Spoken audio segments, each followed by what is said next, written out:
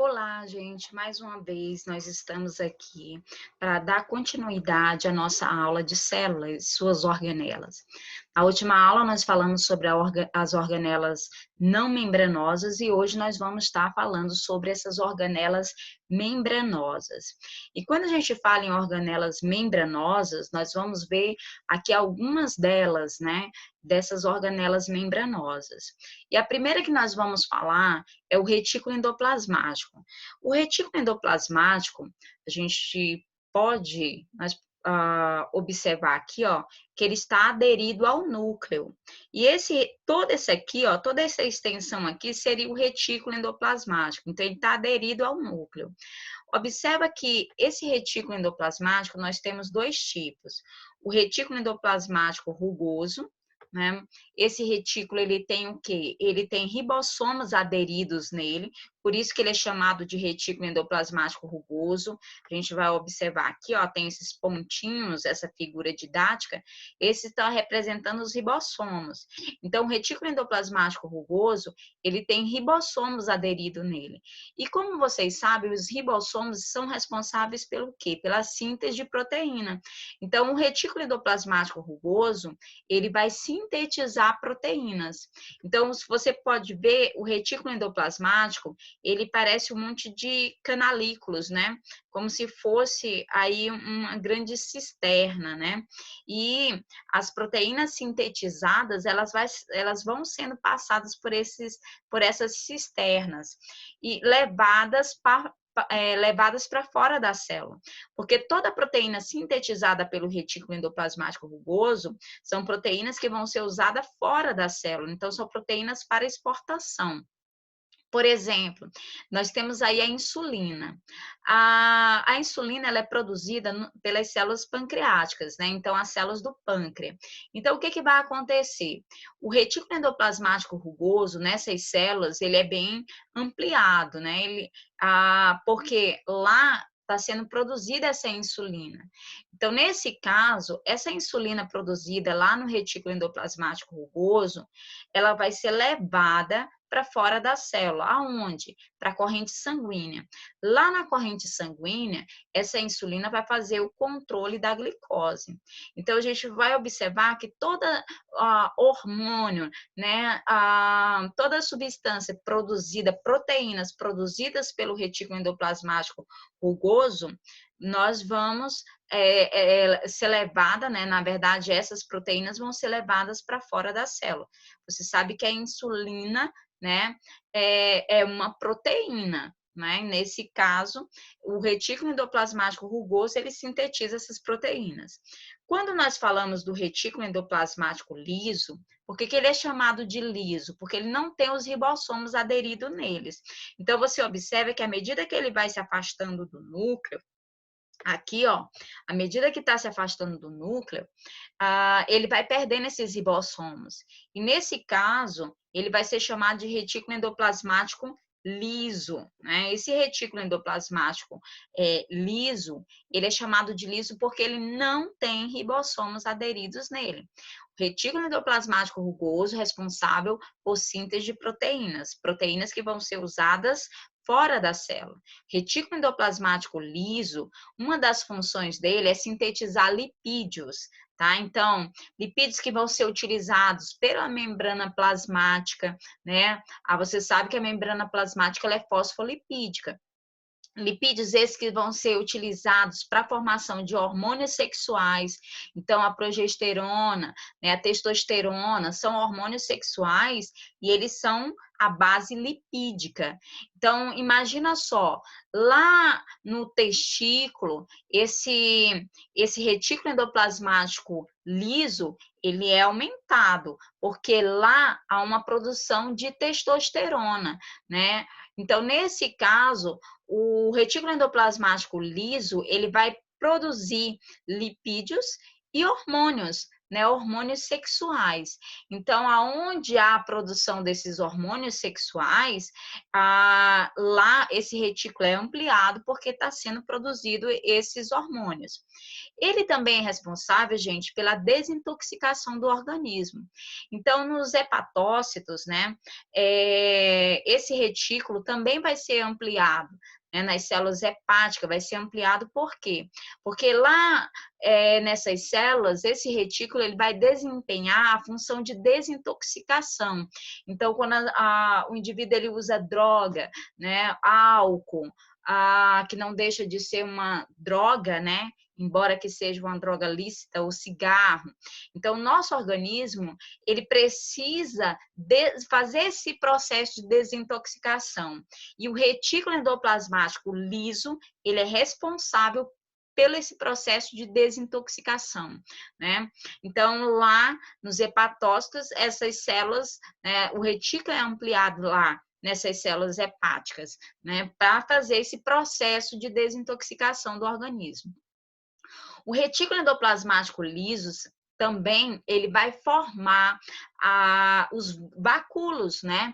Então, nas plantas, por exemplo, na célula vegetal, ela tem aí os grandes vacúolos, e esses grandes vacúolos, eles são derivados de quê? Desse retículo endoplasmático liso. E mais tarde nós vamos, no decorrer da aula, nós vamos falar um pouquinho, né, sobre esses vacúolos, que eles vão ter papel fundamental na célula vegetal, como controle hídrico, armazenamento de pigmentos e outras séries de funções que nesse caso, ele vai desempenhar.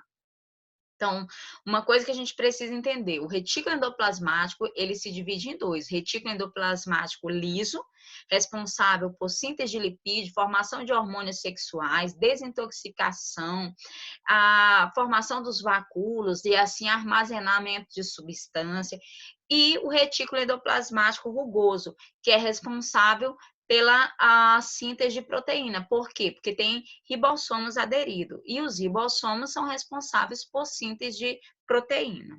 Beleza, gente? Deixa eu passar aqui, fazer a limpeza aqui da minha tela e dar uma passadinha, né? Opa. E agora nós vamos falar um pouquinho sobre uma outra organela, que seria o complexo de Golgi. E aí, quando a gente fala em complexo de Golgi, você pode observar que ele está próximo do retículo endoplasmático, né? Então, ele está ali recebendo substâncias que são produzidas pelo retículo endoplasmático. Que substâncias seriam essas? Né? No caso, proteínas, que é sintetizada pelo retículo endoplasmático rugoso, e lipídios sintetizados pelo retículo endoplasmático liso. Então, observa aqui, ó, deixa eu pegar aqui minha canetinha. Observa que nós temos aqui, ó, o complexo de Golgi, ou complexo golgiense, né? Esse complexo de Golgi, ele parece um monte de sacos achatados, né? E dentro desse complexo de Golgi, ele vai receber substâncias que estão sendo produzidas pelo retículo endoplasmático rugoso e retículo endoplasmático liso. O retículo endoplasmático, gente, ele vai sintetizar essas substâncias para serem transportadas. E essas substâncias vão ser transportadas para quem? Para o complexo de Golgi. Então, imagina aqui, ó, eu tenho aqui embaixo, né, o retículo endoplasmático rugoso. Nesse retículo endoplasmático rugoso, ele está sintetizando proteínas. Essas proteínas são colocadas, né, em bolsas que vão ser levadas para o complexo golgiense, e lá essas proteínas que vão ser recebidas pelo complexo de Golgi, né? Nós temos uma parte aqui, ó, a parte cis, né, que é responsável pela recepção dessas substâncias que estão chegando do complexo de Golgi, aliás, perdão, recebendo essas substâncias que estão sendo produzidas pelo retículo endoplasmático, né? Então, eles vão receber, empacotar, né? Eles recebem separa, empacota e depois secreta para fora da célula, porque essas proteínas vão ser utilizadas fora da célula. Então, nós temos aqui ó, o retículo endoplasmático rugoso, pode ser chamado também de retículo endoplasmático granuloso, por conta dos grãos, que são os ribossomos. Eles vão produzir essas proteínas. O complexo de Golgi, né, que são essas bolsas, esses sacos achatados, eles vão receber essas proteínas e aí lá eles vão empacotar, eles vão organizar e depois fazer a secreção dessas proteínas. Então, vamos ser bem assim, um exemplo para vocês facilitar a vida de vocês. Imagina um correio. Então, o complexo de Golgi, ele seria esse correio. Esse correio, o correio recebe, né, a encomenda, lá essas encomendas vão ser, essas cartas vão ser separadas e depois elas vão ser levadas, né, para determinados locais, né? Então, imagina que o complexo de Golgi ele vai receber essas substâncias, vão empacotar essas substâncias e depois eles vão secretar essas substâncias. Essas substâncias aqui, ó, vão ser levadas, né, para fora da célula. Lembra quando a gente falou no caso da insulina? Então, imagina, o retículo endoplasmático rugoso vai produzir a insulina, que é uma proteína, né? Vai enviar para o complexo de Golgi, o complexo de Golgi vai armazenar, colocar em vesículas e depois vai secretar essas substâncias para fora da célula. Não só a insulina, como outras proteínas que vão ser sintetizadas pelo retículo endoplasmático rugoso. Além do complexo de Golgi fazer esse armazenamento, esse empacotamento e essa secreção para fora da célula, ele também é responsável por síntese de polissacarídeos, né? Ele vai sintetizar também algumas substâncias no seu interior. Polissacarídeos que vão ser utilizados, inclusive, para estar formando a parede celular. Então, após a divisão celular, na célula vegetal é formada-se uma parede, uma lâmina média. E essa lâmina média é formada a partir desses polissacarídeos produzidos pelo complexo de Golgi. Também é responsável, né, o complexo de Golgi pela formação do acrossomo. O que seria o acrossomo? A cabeça do espermatozoide. Então, esse complexo de Golgi vai formar o acrossomo, que é a cabeça do espermatozoide, e dentro desse acrossomo vai ter enzimas que são responsáveis por perfurar o ovócito para que aconteça a fecundação. E também o complexo de Golgi é responsável pela formação dos lisossomos.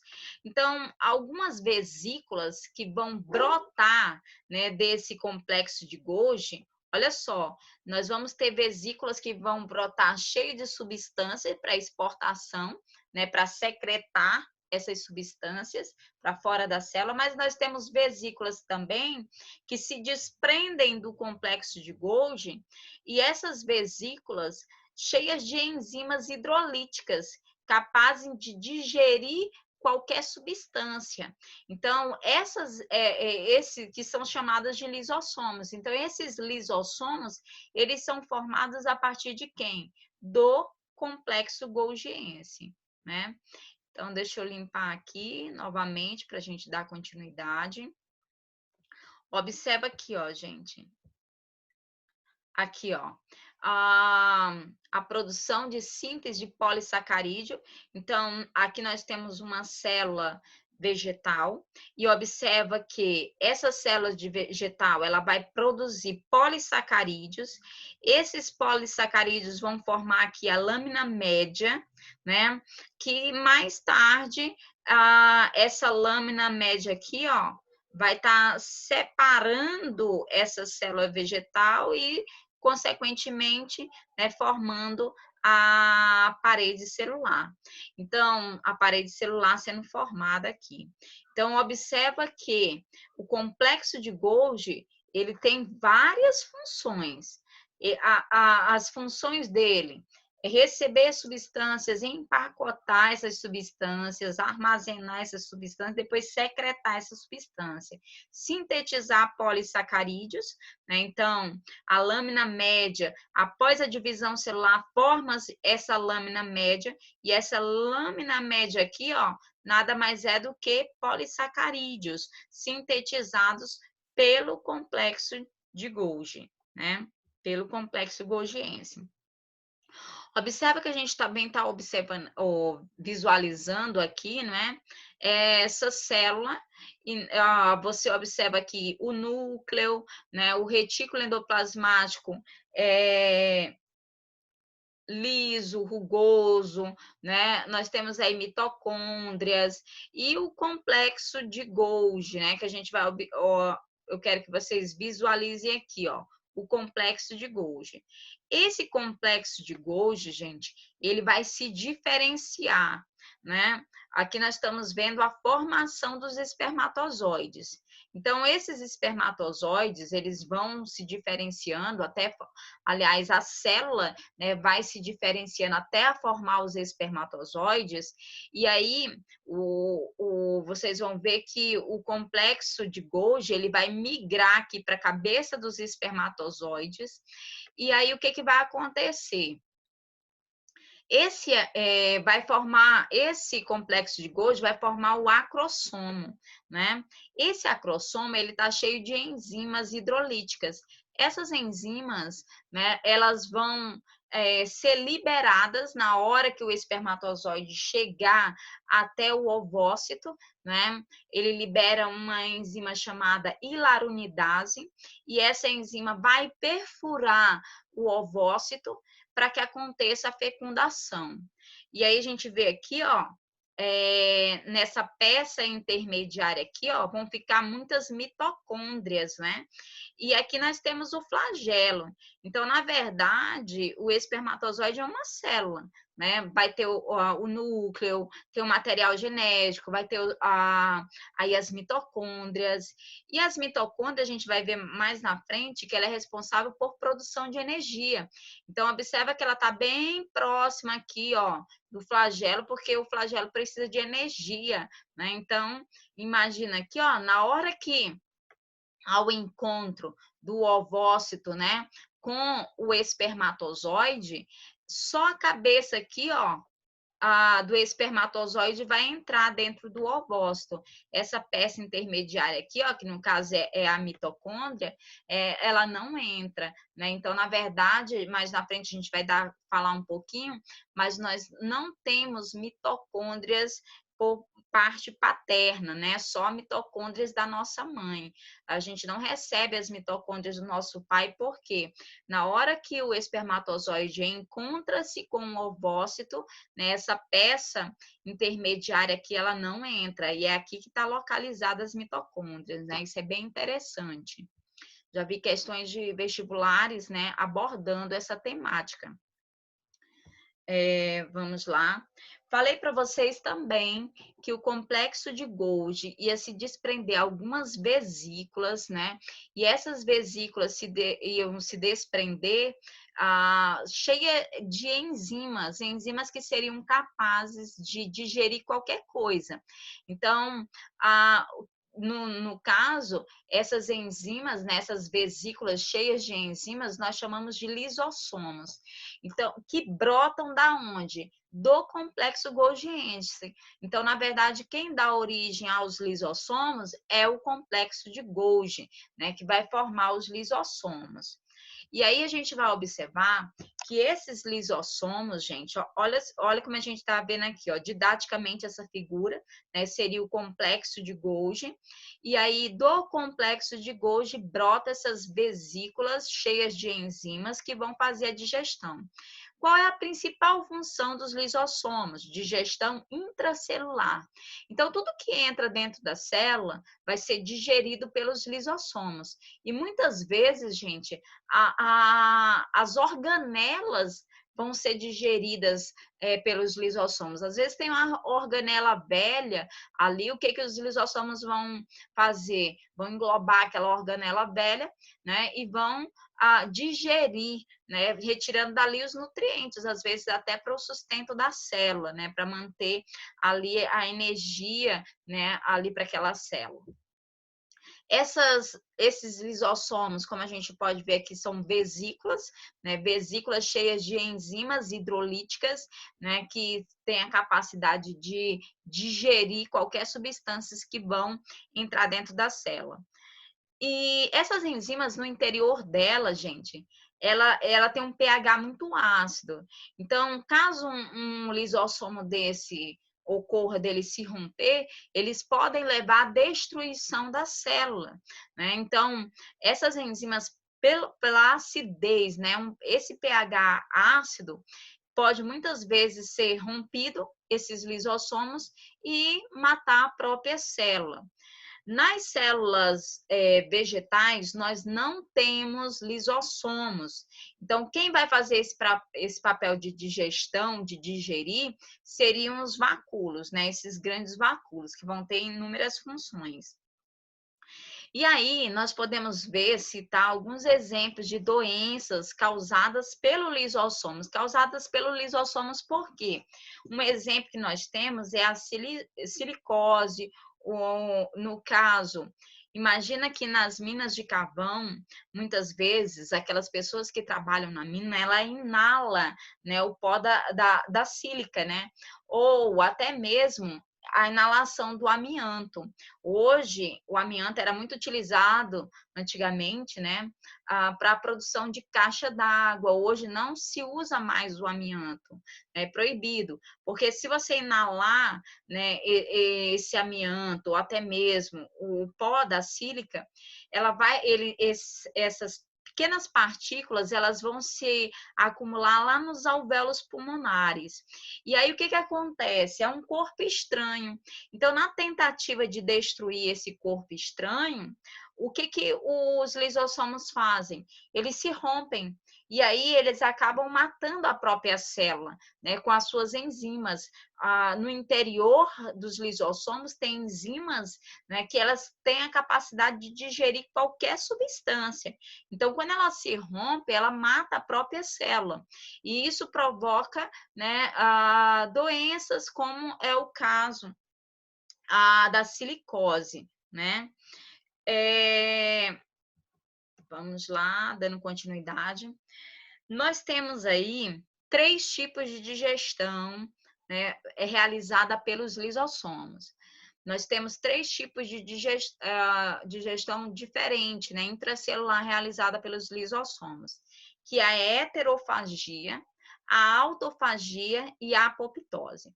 Então, vamos analisar cada uma dessas. Imagina que aqui, ó, eu tenho uma bactéria. Deixa eu pegar aqui o meu lápis. Então, imagina que eu tenho aqui uma bactéria, né? Essa bactéria, lembra lá quando nós falávamos a respeito da fagocitose, ela é uma partícula sólida. Então, no caso, a célula, a membrana plasmática, né? Ela vai sofrer aqui, ó, a formação de pseudópteros para poder englobar, né, essas partículas sólidas, e aí ela engloba essa partícula sólida e a gente observa que forma um fagossomo. Esse fagossomo, ele foi produzido aqui, ó, a partir do complexo de Golgi, nós temos vesículas que vão brotar desse complexo de Golgi, vesículas que seriam os lisossomos primários. Esses lisossomos primários, né, que são cheios de enzimas hidrolíticas, eles vão se fundir com esse fagossomo que foi formado. E ele vai formar um vacúolo digestivo, que seriam os lisossomos secundários. Aí ele vai o quê? Digerir essa bactéria que veio de fora da célula. Depois que digere essa bactéria, o que, que vai acontecer? Os resíduos, né, vão ser liberados para fora da célula, porque não é interessante para a célula, né, ter ali resíduos. Então, forma-se um vacúolo residual e esse vacúolo residual ele vai ser no caso, excretado para fora da célula, né? Todo esse resíduo vai ser excretado por meio de uma exocitose. Lembra lá quando nós falávamos endocitose e exocitose, que seriam especializações, né, da nossa membrana plasmática para poder englobar substâncias, né, ou liberar substâncias para fora da célula. Então, quando a gente fala no caso, né, na plasmocitose, seriam os resíduos que iam ser liberados, né, dessa célula.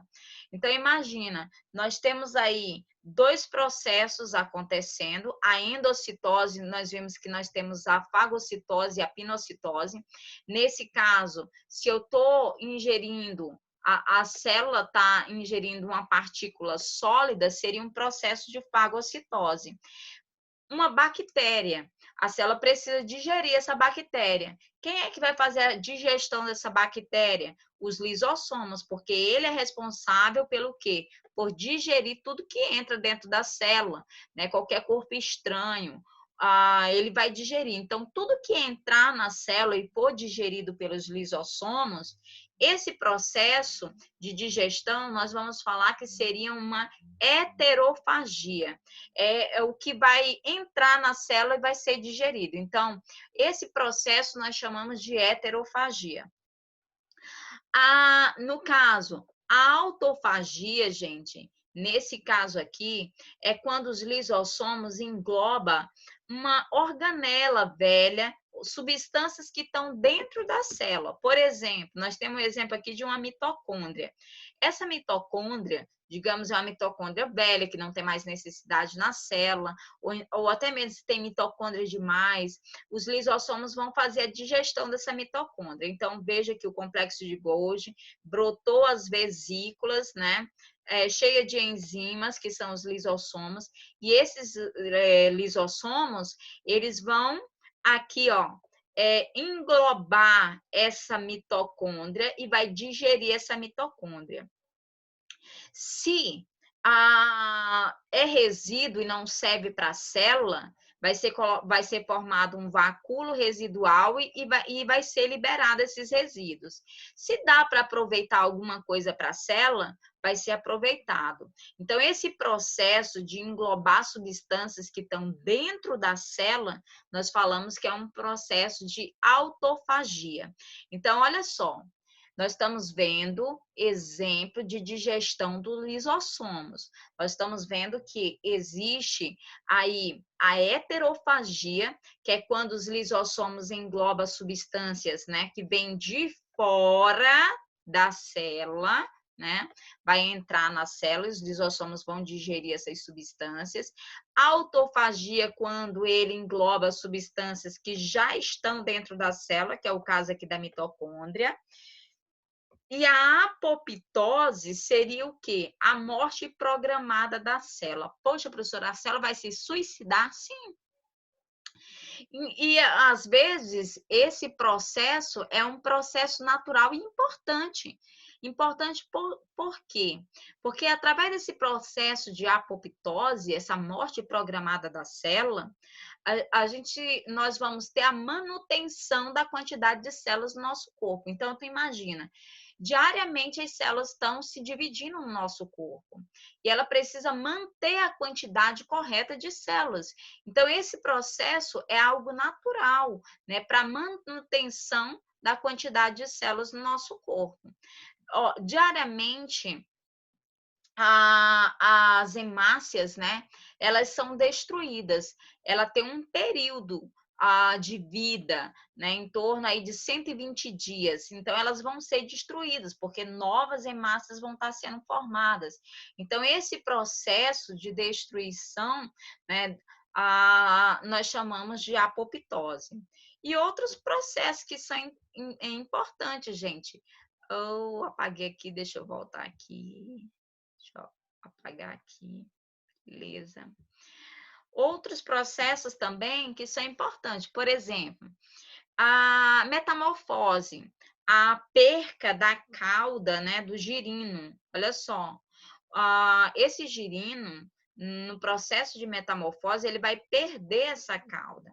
E essa cauda, vai sendo perdida através, né, dos lisossomos, que eles vão se romper, né, e as células vão morrer, um processo natural de metamorfose. Nesse caso, é um processo de apoptose que está acontecendo, morte programada da célula. Então, por exemplo, o embrião aqui, ó, esse feto. Quando você ainda é um embriãozinho, né, lá o feto, ele tem uma membrana entre os dedos. Essas membranas são chamadas de membranas interdigitais. À medida que você vai se desenvolvendo, né, você vai perdendo essas membranas interdigitais, você perde as membranas. E essa perca da membrana é um processo de apoptose. Por exemplo, quando a mulher está amamentando, o seio dela cresce, depois volta ao normal, né? Processo de apoptose. Então, as células vão sendo destruídas, né? Quando os lisossomos se rompem e liberam essas enzimas hidrolíticas. E aí mata a célula, né? A célula se mata, uma morte programada, digamos assim. E outros exemplos que nós temos aí, né, de processos de apoptose que nós vamos ter. Uma outra organela que nós temos é o peroxissomos. O peroxissomos, gente, ele é derivado do retículo endoplasmático liso. Então, o retículo endoplasmático liso dá origem aos peroxissomos. Qual é a função dessa organela? Fazer a desintoxicação. Desintoxicação, ele dá uma ajuda também para o retículo endoplasmático liso, né? Que vai fazer esse processo de desintoxicação de substâncias tóxicas, apesar que é um papel mais específico do retículo endoplasmático liso, mas ele vai estar fazendo desintoxicação no sentido que, no metabolismo energético, são produzidas substâncias tóxicas. Isso é um processo natural da célula. Então, no processo de respiração celular, que é um processo que nós vamos estudar mais lá na frente, é produzido algumas substâncias tóxicas. E essas substâncias tóxicas, elas não podem ficar na célula, porque se elas ficam na célula, ela destrói a membrana celulares e altera o material genético. Então, essas substâncias precisam ser destruídas. E é interessante a gente entender que a nossa célula, né, ela faz esse processo de respiração celular, que é o processo para a produção de energia, e ao mesmo tempo que ela faz esse processo, ela gera um resíduo tóxico, mas ela dá um jeito de corrigir, né, isso. E aí nós temos essa organela que ajuda a fazer essa correção, que é o peroxissomos. Então, do metabolismo energético é gerado o peróxido de hidrogênio, que é uma substância tóxica. E dentro do peroxissomos, nós temos uma enzima, né, que seria a catalase, que ela tem o poder de fazer o quê? A quebra desse peróxido de hidrogênio que foi originado a partir do metabolismo energético, né? Então, foi originado essa substância tóxica, que nesse caso seria o peróxido de hidrogênio. O que o peroxissomos vai fazer, gente? Ele vai quebrar esse peróxido de hidrogênio, ele quebra, porque o nosso organismo não pode, as nossas células não podem ficar com essa substância tóxica, porque vai destruir as nossas membranas celulares, alterar material genético. Então, ele quebra isso e transforma em água, né? E oxigênio. Gente, água não faz mal para a nossa célula, e muito menos o oxigênio. É interessante a gente falar, às vezes, quando você. Agora nem tanto se usa, né? A água oxigenada. quando você leva algum corte, aí vamos colocar água oxigenada para fazer a limpeza, né? Matar aí os micro-organismos. O que acontece, gente? Aquela água oxigenada, quando você coloca ali, né? Nós temos a quebra dela, né? Que no caso, esses peroxissomos vão fazer essa quebra, transformando em água, né, e oxigênio. É por isso que quando você coloca água oxigenada, logo em seguida você vê um monte de bolinha, né, saindo dali. Aqui dali é o oxigênio. E existem algumas bactérias que elas não suportam viver na presença do oxigênio, então ela morre. Então ali vai fazer mesmo, né, a limpeza, a higienização do ferimento, porque existem algumas bactérias que são anaeróbicas, que não suportam estar na presença do oxigênio. Então, quando essa organela quebra essa substância, é transformada em água e oxigênio, e o oxigênio liberado mata aquelas bactérias, né, que porventura possam causar algum dano ali no teu tecido, né? Deixa eu passar aqui.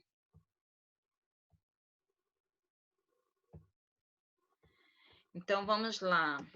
Próxima organela, nós temos aí os vacúolos, né? Os vacúolos nós vamos encontrar em protozoários, nós vamos encontrar também em células vegetais, né? E nós vamos estar encontrando esses vacúolos e as funções dele, nesse caso, controle hídrico, controle da quantidade de água que tem ali dentro da célula, né? Ele também, em algumas células, como é o caso das células vegetais, eles vão fazer ali o armazenamento de substâncias, né? Eles vão armazenar pigmentos. Então, esses vacúolos, eles têm funções, né? Controle hídrico, né? Controle osmótico, controlar a quantidade de água. A gente está observando aqui, ó, uma célula, um vacúolo, deixa eu voltar aqui, que ele vai controlar a quantidade de água dentro da célula. E nós temos também vacúolos que vão fazer armazenamento de pigmentos, vai fazer também a digestão, né? Nas células vegetais não tem lisossomos, então ele faz esse processo de digestão, de armazenamento de pigmentos.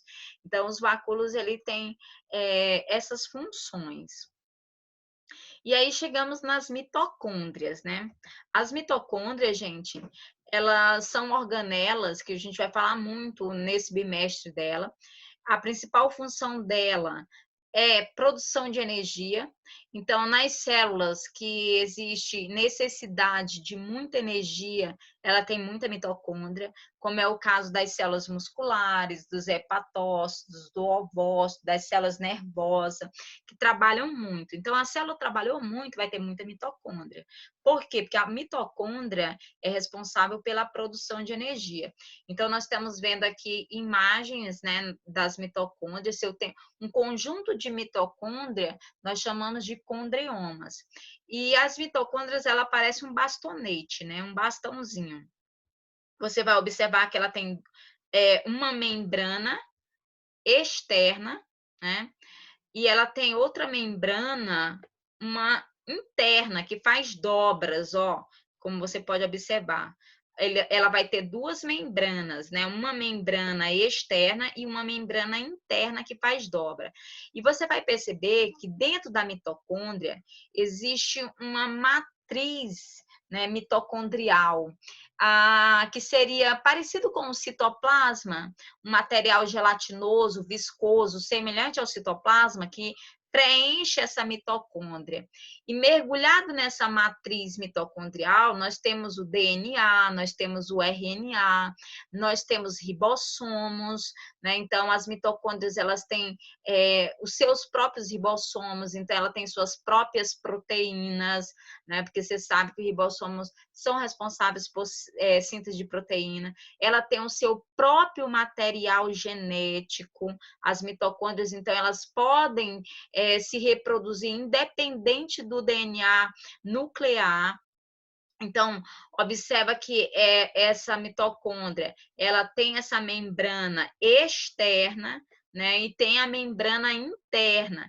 Essa membrana interna, ela é chamada de cristas mitocondriais, ou ela faz dobra essa membrana interna. E dentro dessa membrana interna, nós vamos ter a matriz mitocondrial. E mergulhado dentro dessa matriz, nós vamos ter o material genético. Então, as mitocôndrias, elas têm a capacidade de se reproduzir independente do DNA nuclear, né? Lembra que nós falávamos a respeito que nós temos herança mitocondrial apenas materna. Nós não temos mitocôndria da parte do nosso pai. Por quê? As mitocôndrias, elas estão localizadas, olha só, gente, na peça intermediária. Então, nessa peça intermediária aqui, ó, nós temos um espermatozoide. Nessa peça intermediária está cheia de mitocôndrias. As mitocôndrias são responsáveis pela produção de energia. Então, nesse caso, elas estão aqui nessa peça intermediária, né, para fornecer energia para o flagelo se movimentar. E aqui, ó, na cabeça do espermatozoide, né, o que vai acontecer? Nós temos aqui o ovócito, né? O espermatozoide vai de encontro com o ovócito. Na hora que, lembra lá aquela enzima, ela é liberada, a hilarunidase é liberada, essa enzima vai perfurar o ovócito e aí acontece a fecundação. Só que, o que vai entrar? Somente a cabeça, né, do espermatozoide. Somente essa peça aqui, ó, gente, vai entrar dentro do ovócito. Esse restante aqui, ó, da peça intermediária, ela não entra, ela vai se desintegrar, né? Então, só entra a cabeça. Como a mitocôndria, ela está localizada nessa peça intermediária, então nós não temos herança mitocondrial do nosso pai, nós só temos herança mitocondrial materna. Nós não temos mitocôndria do nosso pai, só herança mitocondrial materna, tá, gente? Isso também já foi questão de vestibular, ok?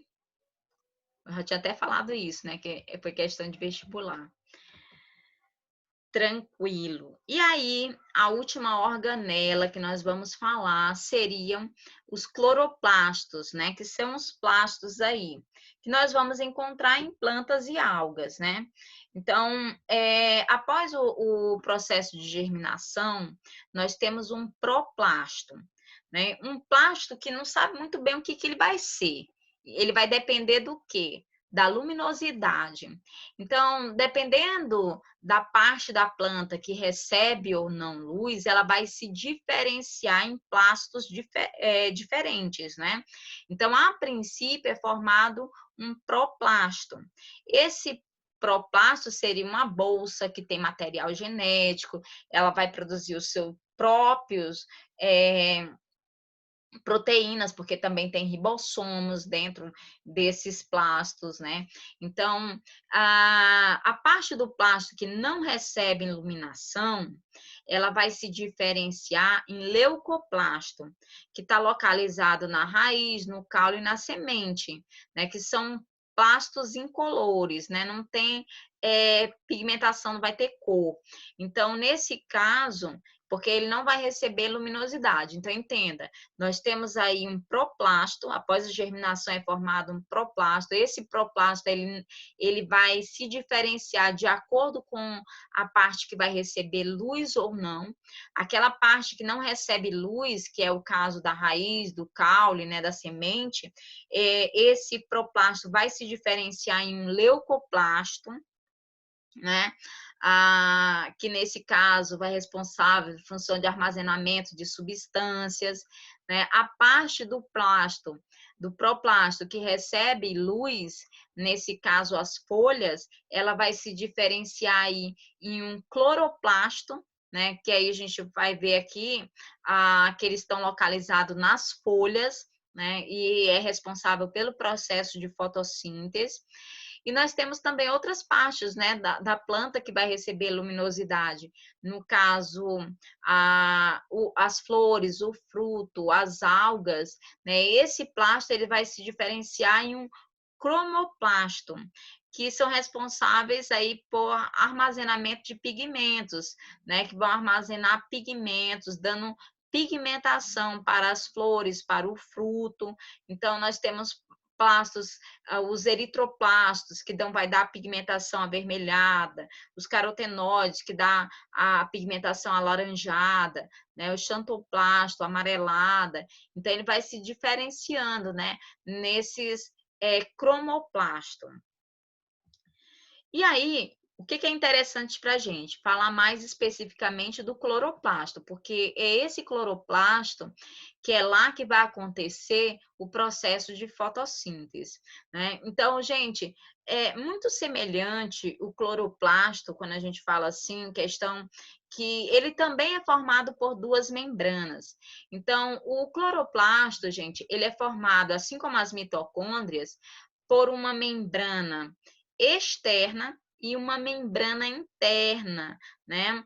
Que essa membrana também faz dobras. E nessas membranas internas, nós vamos ter aqui, ó, pilhas, como se fossem umas moedas. Então, cada pilha dessa aqui, ó, ela é chamada de tilacoide. Cada pilhinha dessa, né? No interior dessa tilacoide, nós chamamos aqui, ó, de lúmen da tilacoide. Então, o conjunto dessa pilha aqui, ó, nós chamamos de grana. Olha o que eu estou falando. Que o cloroplasto é formado por duas membranas, uma membrana externa e uma membrana interna. Nessa membrana interna está sobreposta ali tilacoides, que essas tilacoides, é aqui nessas tilacoides que nós vamos ter pigmentos que vão absorver a energia luminosa, né, e dar início ao processo de fotossíntese. Então, cada pilhazinha dessa aqui, ó, seria uma tilacoide. O conjunto dessas tilacoides nós chamamos de grana. Essas pilhas estão mergulhadas dentro de um material viscoso, gelatinoso, que nós chamamos de estroma. Lembra lá quando nós falávamos das mitocôndrias, da matriz mitocondrial? Então, o cloroplasto, essa material viscoso que estão mergulhado essa tilacoide, nesse caso é o estroma. E é interessante a gente falar que tanto o cloroplasto como as mitocôndrias, eles vão ter o próprio DNA dele, o próprio RNA, os ribossomos, né? Então, ele vai ter os seus ribossomos. E os cloroplastos são organelas que têm a capacidade também de se dividir, né? Ela vai se duplicar independente do material nuclear. Por quê? Porque ela tem as suas próprias enzimas, ela tem o seu próprio material genético, né? Então, ela vai produzir as suas próprias proteínas. Ela é como se fosse uma organela independente, né? Uma organela independente, tanto as mitocôndrias como os cloroplastos, né? São duas organelas. Quais são as únicas organelas que vão ter aí seu próprio material genético, suas próprias proteínas, né? Seus próprios ribossomos? É o cloroplasto e as mitocôndrias. E por que disso tudo, gente? Olha que interessante.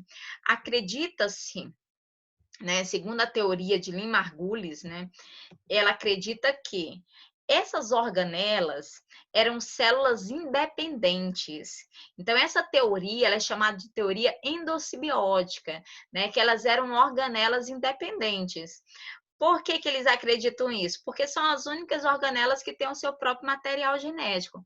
Então, essas organelas, acredita-se que eram células independentes, né?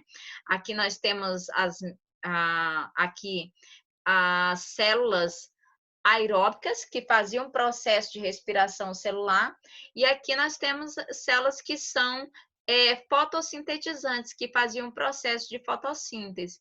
Então, essas células, elas foram englobadas por uma célula maior, e essas células passaram a viver dentro dessa célula maior. A relação entre elas foi tão boa, né? Nós chamamos essa relação de endossimbiótica, né? Foi tão boa porque, imagina, essas células que eram aeróbicas, elas faziam um processo de respiração celular, produção de energia. Essas células que eram fotossintetizantes, elas faziam a sua própria nutrição, né? Então, elas produziam seu próprio alimento.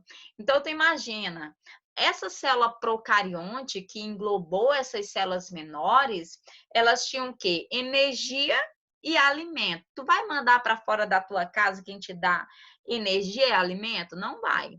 Então, nesse caso, elas passaram a viver dentro dessa célula maior. E aí, o que aconteceu? Com o passar do tempo, elas foram se diferenciando, né, em células animal, né, e a célula vegetal. A célula vegetal continuou com as suas mitocôndrias, né? E os cloroplastos, e nesse caso, a célula vegetal, né? E a célula animal ficou apenas com as mitocôndrias. Beleza? Então, essa teoria endossimbiótica acredita-se que a mitocôndria, essas organelas, eram células independentes que foram englobadas por uma célula maior e passaram a viver dentro dessa célula. Então, por que acredita isso? Segundo a Lynn Margulis, porque elas são células que têm, ou são organelas que têm o seu próprio material genético. Elas têm a capacidade de se duplicar independente do DNA do núcleo. Então, tanto as mitocôndrias como os cloroplastos, né, têm o seu próprio material genético. Então, gente, por hoje é só, né? Espero que esse vídeo tenha ajudado vocês no entendimento desse conteúdo, né? Dê uma olhada, caso tenha alguma dúvida, a gente vai tirar no decorrer das aulas, né? Das nossas videoaulas.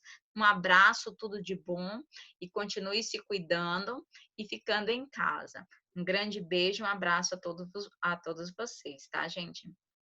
Tudo de bom para vocês. E aí nós vamos ficar por aqui. Deixa eu fechar.